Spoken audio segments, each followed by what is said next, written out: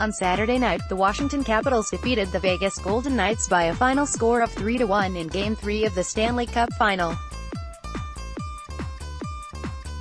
Strong performances from the likes of Alexander Ovechkin, Evgeny Kuznetsov, Beagle and Devante Smith-Pelly led the Capitals to victory.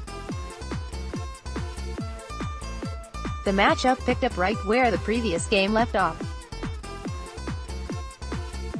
After an early goal from Smith-Pelly was disallowed on the basis of goaltender interference, Washington kept the intensity going, denying Vegas space and capitalizing on opportunities.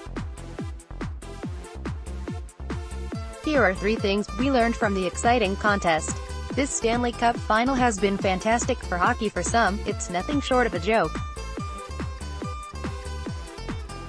A team that has been written off for the better part of a year is playing against an organization that didn't even have a roster under 365 days ago for the most important trophy in hockey. But by that same token, when have we ever seen anything like this? Soccer fans will be quick to reference Leicester's majestic Premier League title run back in 2015-16 as a counter-argument to statements of this variety. The club, regarded as middle tier at best and lower tier at worst, finished their season at the top of English football's first division in what became a campaign for the ages.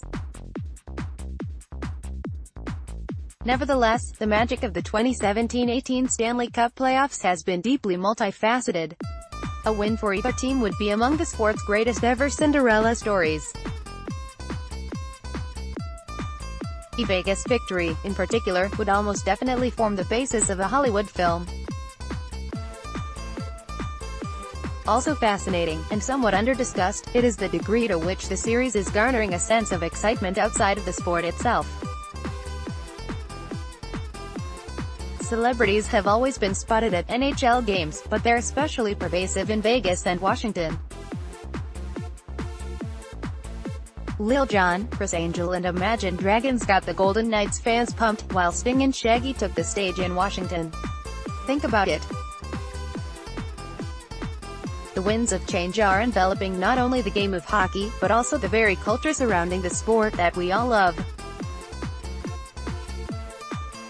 And although not everyone likes to cheer for the underdog, let alone 2 of them, perhaps a radical shift in the fundamental dynamic of the Stanley Cup Final is exactly what the game needs to gather the attention that it has long aspired to.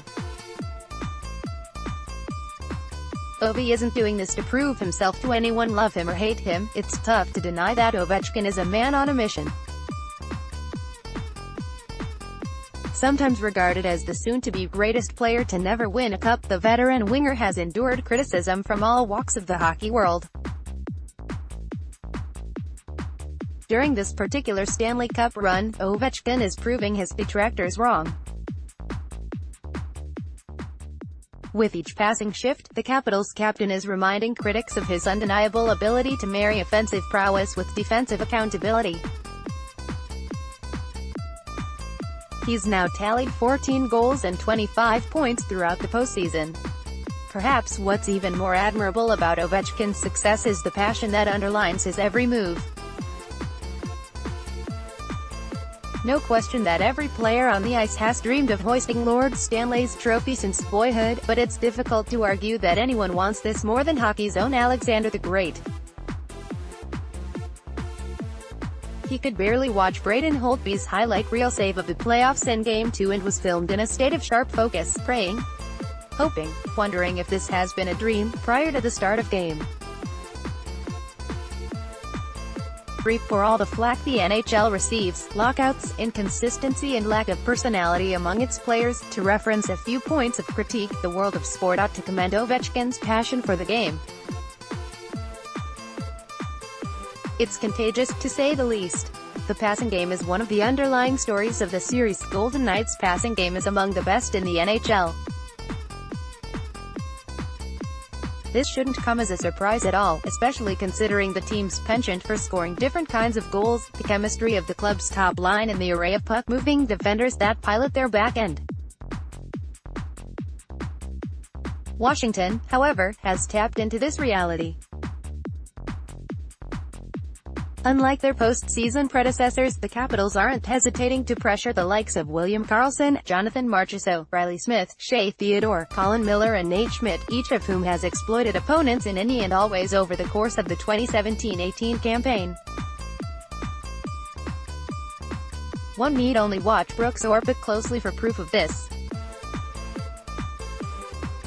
The veteran defender is playing some of the best hockey of his career and constantly demonstrates an ability to outsmart his speedy opponents, thus highlighting the importance of superior hockey sense.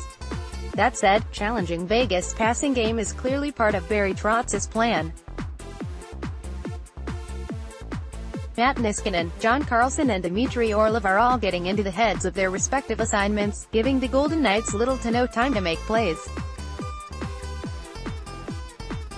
Where Washington is, in fact, winning the passing battle is subject to debate. It, too, is one of the league's best puck-moving squads. But if the Capitals manage to pull off a Cinderella victory, their ability to deny their opponent space will be one of the big talking points around the hockey world. For more from the NHL playoffs, make sure to follow Fansided and stay tuned to our NHL Hub for all the latest news and results.